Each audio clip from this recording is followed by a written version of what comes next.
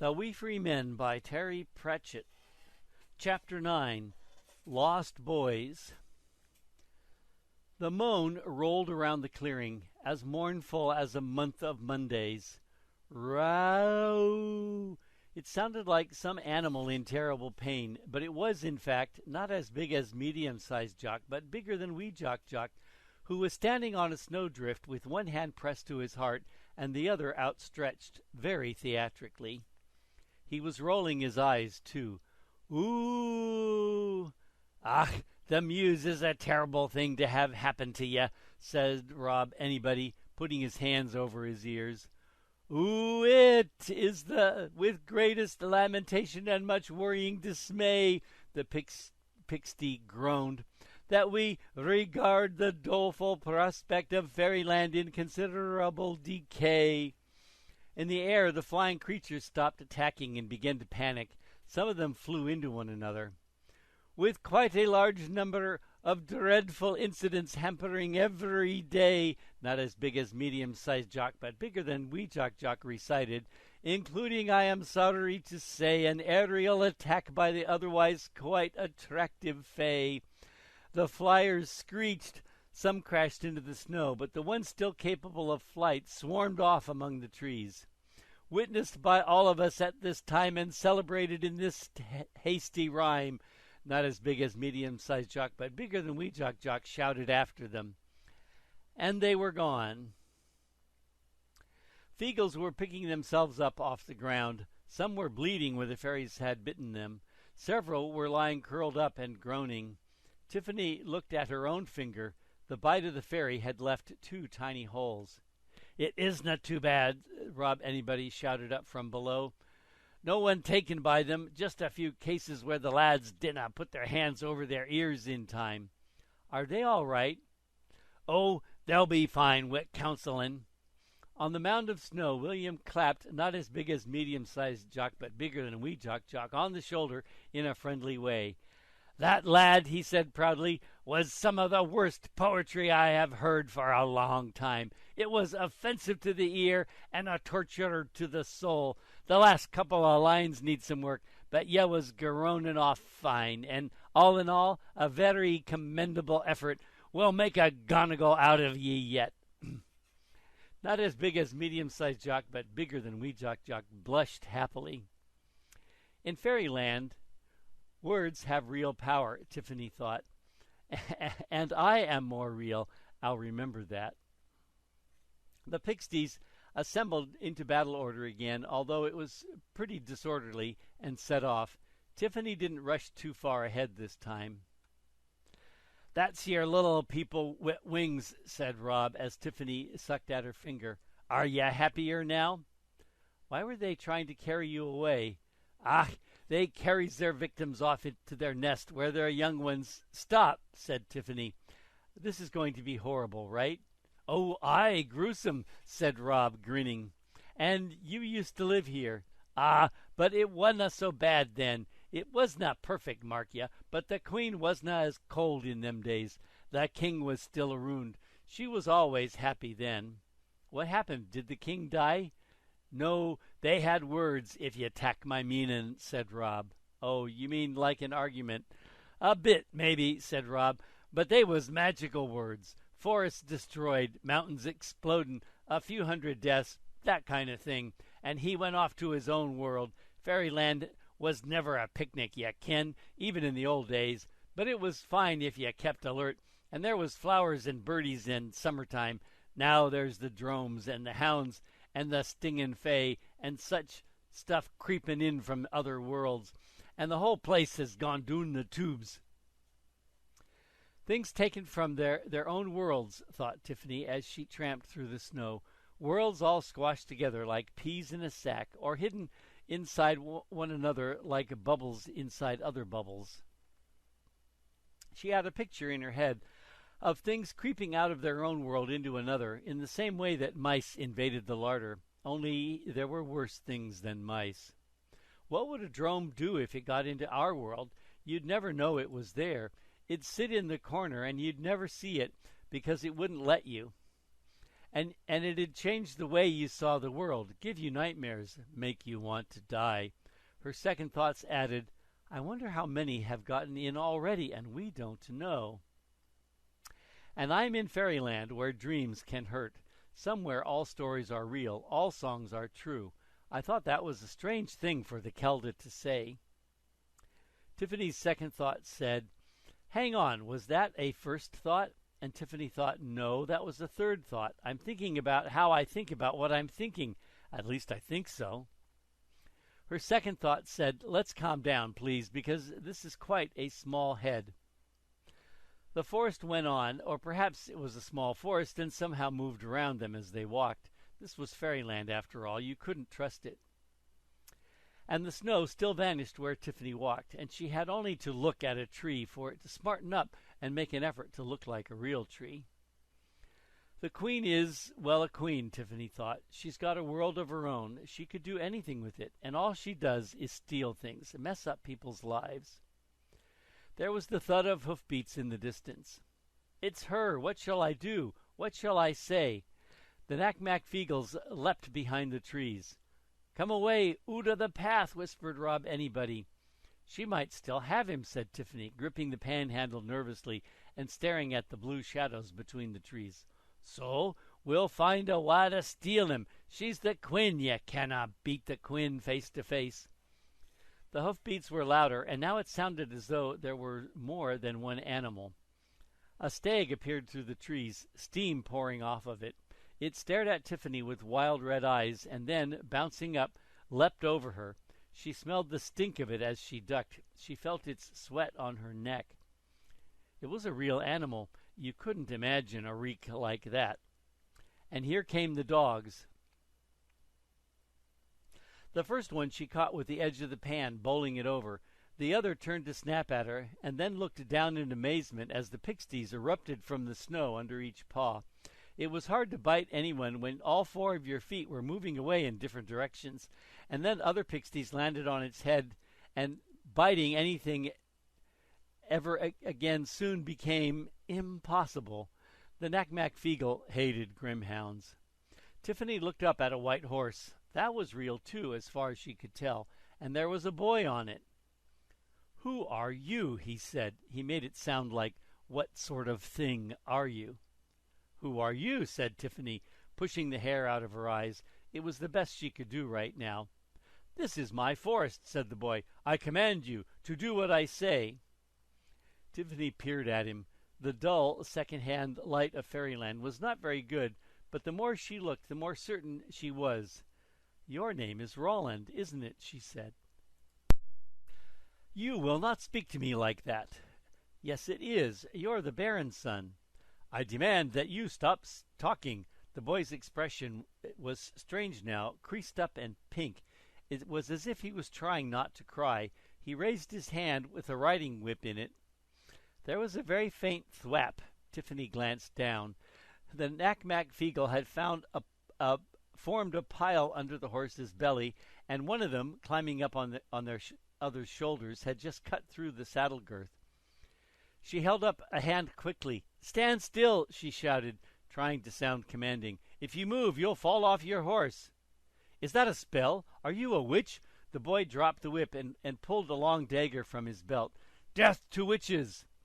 He urged the horse forward with a jerk, and there was one of those long moments, a moment when the whole universe said, uh-oh, and still holding the dagger, the boy swiveled around the horse and landed in the snow. Tiffany knew what would happen next. Rob Anybody's voice echoing among the trees. You're in trouble new, pal. Get him! No, Tiffany yelled. Get away from him. The boy scrambled backward, staring at Tiffany in horror.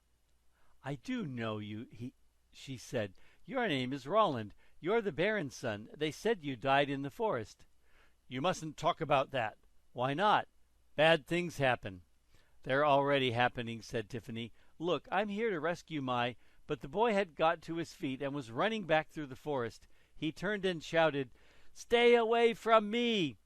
Tiffany ran after him, jumping over snow-covered logs, and saw him ahead, dodging from tree to tree. Then she paused and looked back. She ran up to He paused and looked back. She ran up to him, saying, "I know how to get you out," and danced. She was holding the hand of a parrot, or at least someone with the head of a parrot. Her feet moved under her perfectly. They twirled her around, and this time her hand was caught by a peacock, or at least someone with the head of a peacock. She glanced over his shoulder and saw that she was now in a room, no, a ballroom, full of masked people dancing, and she thought, "Another dream. I should have looked where I was going." The music was strange. There was a kind of a rhythm to it, but it sounded muffled and odd, as if it was being played backward underwater by musicians who'd never seen their instruments before. And she hoped the dancers were wearing masks. She realized she was looking out through the eye holes of one and wondered what she was. She was also wearing a long dress, which glittered. "Okay," she thought carefully. "There was a drome there, and I didn't stop to look, and now I'm in a dream. But it's not mine. It must make use of what it finds in your head, and I've never been to anything like this." "Fwa, wah, fwa, wah, wah," said the peacock. The voice was like the music. It sounded almost like a voice, but it wasn't. "Oh, yes," said Tiffany. "Fine. Fwa? Oh, wuff, fwaf, fwaf." That seemed to work. The peacock-headed dancer bobbed a little bow and said, "Moi, fa, faf," sadly, and wandered off. "Somewhere in here is the drome," said Tiffany to herself, "and it must be a pretty good one. This is a big dream." Little things were wrong, though. There were hundreds of people in the room, but the ones in the distance, although they were moving about in quite a natural way, seemed the same as the trees. Blobs and swirls of color. You had to look hard to notice this, though. First sight, Tiffany thought. People in brilliant costumes and still more masks walked arm in arm past her, as if she was just another guest. Those who weren't joining the new dance were heading for the long tables at one side of the hall, which were piled with food. Tiffany had seen such food only in pictures. People didn't starve on the farm, but even when food was plentiful, at Hogswatch or after harvest, it never looked like this. The farm food was mostly shades of white or brown. It was never pink and blue, and it never wobbled. There were things on sticks and things that gleamed and glistened in bowls. Nothing was simple. Everything had cream on it, or chocolate whirls, or thousands of little colored balls. Everything was spun or glazed or added to or mixed up. This wasn't food. It was what food became if it had been good and had gone to food heaven. It wasn't just for eating, it was for show. It was piled up against mounds of greenery and enormous arrangements of flowers. Here and there, huge transparent carvings were landmarks in this landscape of food. Tiffany reached up and touched a glittering cockerel. It was ice, damp under her fingertips. There were others, too. A jolly fat man, a bowl of fruits all carved in ice, a swan. Tiffany was for a moment tempted. It seemed a very long time since she had eaten, but the food was too obviously not food at all. It was bait. It was supposed to say, "Hello, little kitty, eat me." "I'm getting the hang of this," thought Tiffany. "Good thing I didn't think of cheese." And there was cheese. Suddenly, cheese had always been there. She'd seen pictures of lots of different cheeses in the almanac. She was good at cheese and had always wondered what the others tasted like. There were faraway cheeses with strange-sounding names. Cheeses like Treble Wibbly, Tainy Tasty, Old Arg, Red Runny, and the legendary Lanker Blue, which had to be nailed to the table to stop it attacking the other cheeses. Just a taste wouldn't hurt, surely. It wasn't the same as eating, wasn't it? After all, she was in control, wasn't she? She'd seen right through the dream right away, hadn't she? So it couldn't have any effect. Could it? And, well, cheese was hardly temptation for anyone. Okay, the drum must have put the cheese in as soon as she thought of it, but she was already holding the cheese knife.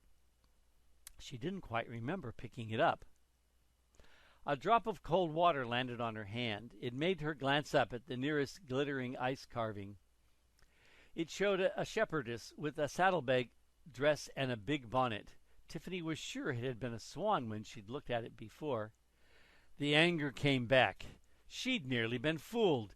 She looked at the cheese knife. Be a sword, she said, and after all, the drum was making her dream, but she was doing the dreaming. She was real. Part of her wasn't asleep. There was a clang. Correction, said Tiffany. Be a sword that isn't so heavy, and this time she got something she could actually hold.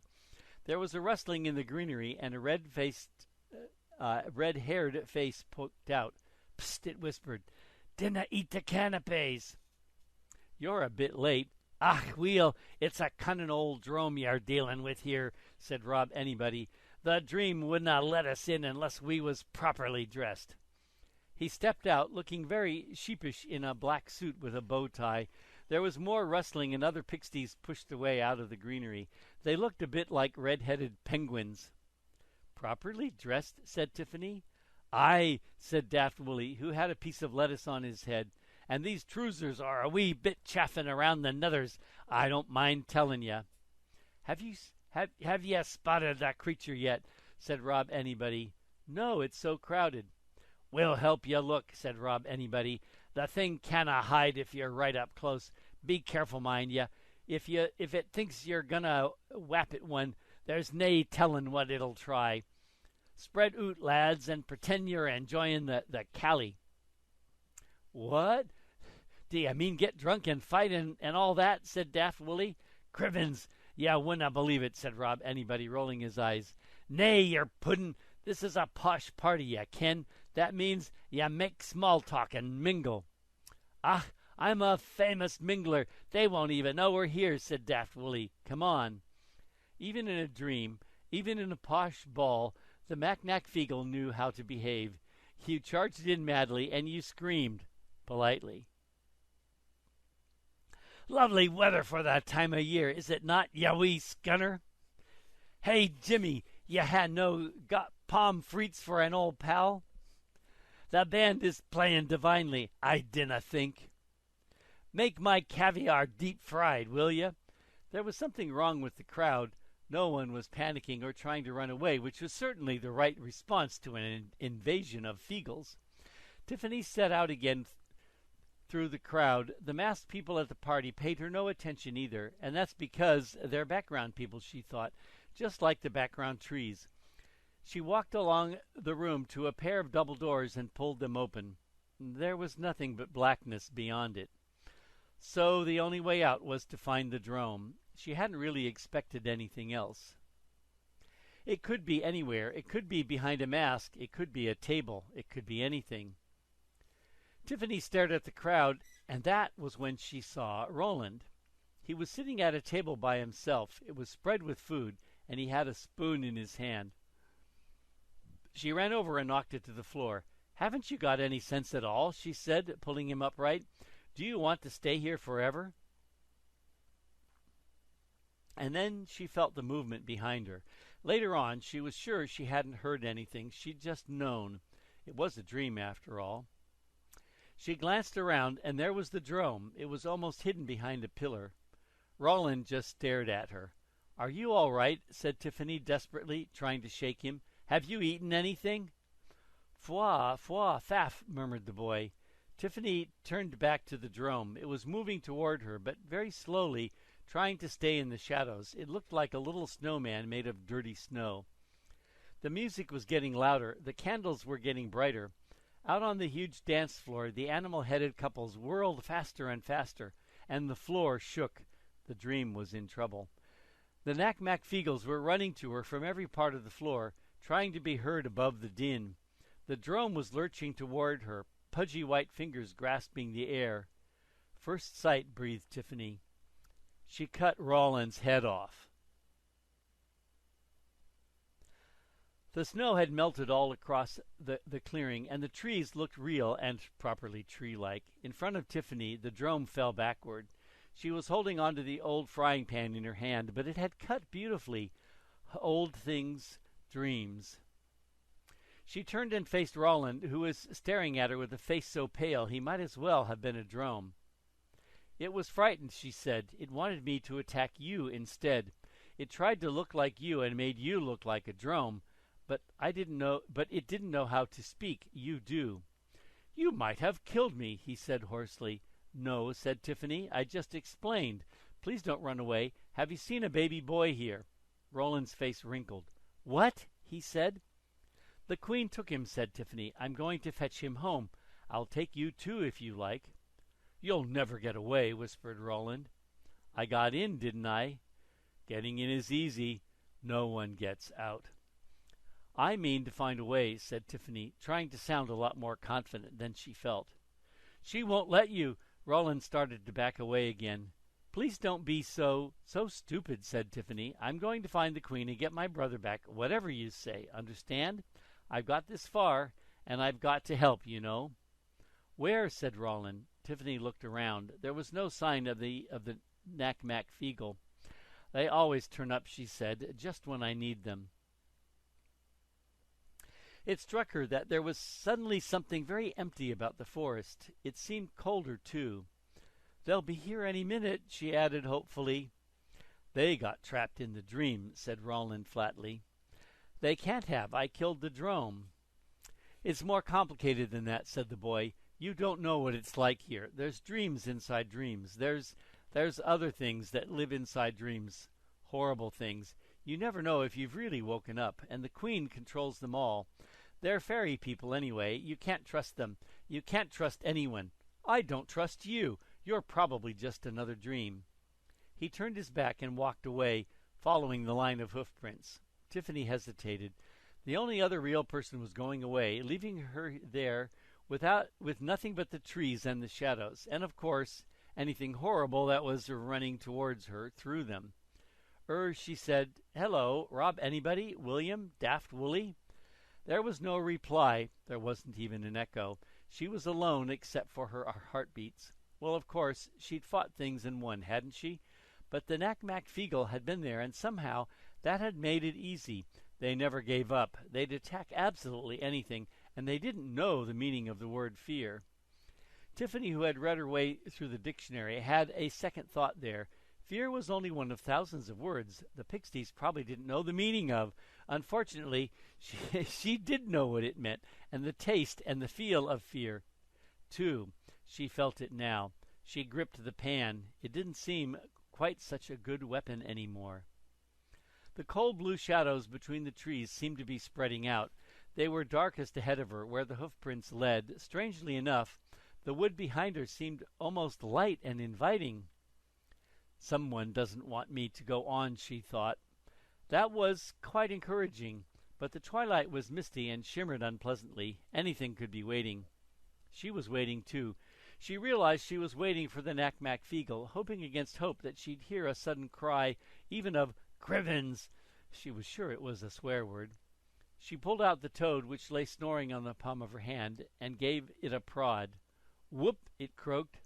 "I'm stuck in a wood full of evil dreams, and I'm all alone, and I think it's getting darker," said Tiffany. "What should I do?" The toad opened one bleary eye and said, "Leave." "That's not a lot of help." "Best advice there is," said the toad. "Now put me back. The cold makes me lethargic." Reluctantly, Tiffany put the creature back in her apron pocket, and her hand touched Diseases of the Sheep. She pulled it out and opened it at random. There was a cure for the steams, but it had been crossed out with pencil. Written in the margin, Granny Aching's big, round, careful handwriting was, "This don't work. 1 dessert spoonful of turpentine do." Tiffany closed the book with care and put it back so as not to disturb the sleeping toad. Then, gripping the pan's handle tightly, she stepped into the long blue shadows.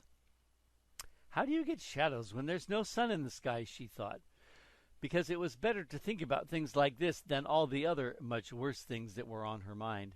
But these shadows didn't need light to create them. They crawled around on the snow on their own accord and backed away when she walked toward them. That, at least, was a relief. They piled up behind her. They were following her. She turned and stamped her foot a few times. Then they scurried off behind the trees, but she knew they were following back when she wasn't looking. She saw a drome in the distance ahead of her, standing half hidden behind a tree. She screamed at it and waved the pan threateningly, and it lumbered off quickly. When she looked around, she saw 2 more behind her, a long way back. The track led uphill a little into what looked like a much thicker mist. It glowed faintly. She headed towards it. There was no other way to go. When she reached the top of the rise, she looked down into a shallow valley. There were 4 dromes in it, big ones, bigger than any she'd seen so far. They were sitting down in a square, their dumpy legs stretched out in front of them. Each one had a gold collar around its neck attached to a chain. Tame ones? Tiffany wondered aloud, but who could put a collar around the neck of a drome? Only someone who could dream as well as they could. We tamed the sheepdogs to help us herd sheep, she thought. The queen uses dromes to herd dreams. In the center of the square formed by the dromes, the air was full of mist. The hoof tracks and the tracks of Roland led down past the tame dromes and into the cloud. Tiffany spun around. The shadows darted back. There was nothing else nearby. No birds sang. Nothing moved in the woods. But she could make out 3 more dromes now, their big, round, soggy faces peering at her around tree trunks. She was being herded. At a time like this, it would be nice to have someone around to say something like, "No, it's too dangerous. Don't do it." Unfortunately, there wasn't. She was going to commit an act of extreme bravery, and no one would know if it all went wrong. That was frightening, but also annoying. That was it. Annoying. This place annoyed her. It was all stupid and strange. It was the same feeling she'd had when Jenny had leapt out of the river. Out of her river. And the queen had taken her brother. Maybe it was selfish to think like that, but anger was better than fear. Fear was a damp, cold mess, but anger had an edge. She could use it. They were hurting her, like a sheep. Well, an angry sheep could send a vicious dog away whimpering. So, 4 big dromes sitting in a square. It was going to be a big dream. Rising the pan to shoulder height to swipe at anything that came near, and suppressing a dreadful urge to go to the toilet, Tiffany walked slowly down the slope, across the snow, through the mist, and into summer.